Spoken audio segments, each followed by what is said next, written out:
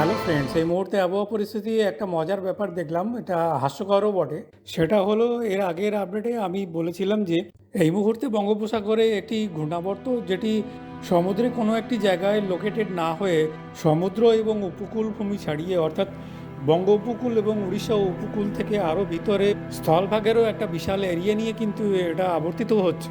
কিন্তু হঠাৎ করে কি দেখলাম, গতকাল অর্থাৎ 28 তারিখ সকাল 5:30টায় জেটিডব্লিউসি অর্থাৎ জয়েন্ট টাইফুন ওয়ার্নিং সেন্টার থেকে বিজ্ঞপ্তি জারি করে জানানো হলো যে ওড়িশা উপকূল এবং কলকাতা অর্থাৎ বঙ্গ উপকূলের কাছাকাছি বঙ্গোপসাগরে একটি ঘূর্ণাবর্ত invest 94B is pointed out its location and its location is already been identified by জেটিডব্লিউসি।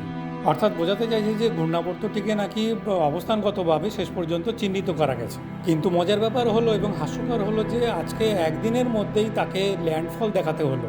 আরে বাবা, এটা তো ল্যান্ডফল হয়েই ছিল, অর্থাৎ ল্যান্ডের উপরেই এটা আবর্তিত হচ্ছিল, এর আবার ল্যান্ডফল কি? তবে এটা ঠিক যে এই মুহূর্তে ঘূর্ণাবর্তটি সাগরদ্বীপ, রায়দিঘি, সুন্দরবনের উপর দিয়ে উত্তর এবং উত্তর পূর্ব দিকে কিন্তু সরে যাচ্ছে। এই মুহূর্তে আবহাওয়া পর্যালোচনা তাহলে এই পর্যন্তই, ফিরে আসবো পরের আপডেট নিয়ে। সবাই ভালো থাকবেন।